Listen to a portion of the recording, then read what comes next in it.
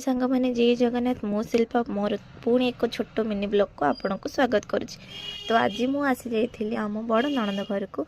जेहेतु घरे आज कहीं नथिले तो सतरे घरे जदि कहीं न था ना एकुटिया घरे रहिबाकू भल भी लगे इच्छा हुए समस्ते सब बेले घरे ही था।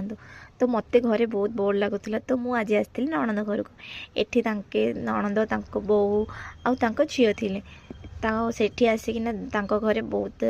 देखो माछ आउ चिकेन आसला तो सहीटा भी से रांधिया से व्यवस्था करथिले।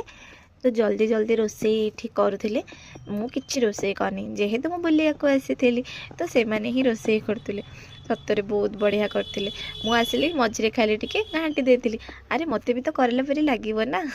तो आसतु देखा मुझे बढ़िया बनई बट मु बनईनी है आम सब रोषेई आम भाणीजी ही करते बहुत टेस्ट करते बढ़िया होता। तापर ये आम चिकेन देखो पानी देकिना फुटिया को रखीदेलु चिकेन घोड़े आ मु चलिए बेबी की धरियापे जेहेतु तांकर गोटे पुओटे होता तो मुझे आपको ही देखा आसती देखो बहुत क्यूट है बाप रे बाप ए पिला माने तो जम्मा छाड़ती से खाली मते दियो आमे धरबू ही कहते। तो मुपर ये आसतु समस्त खावा को बाड़ी बसिलु खावाई देखो ये आम भणजा बसी सब मोबाइल नहीं कि समस्त वीडियो बन बन मजाक उड़ाते देखुना ये केमी खाऊँ मत कहते तुम टे कम खाओ ना फुलीज देखु आ भाणीजी कहते तू तू सब खाई दौचु आ जीजू को किसी दौनु सतरे बहुत मजाक करती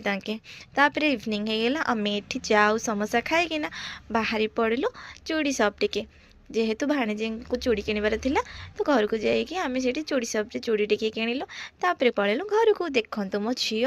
जेबुठू केप आसबुठू ट्रेन रे चलती गीत करी होता मुझे टिके ट्राए करदेली केमती देखा जाऊँ कह तो हो सांग मैंने रही जय जगन्नाथ।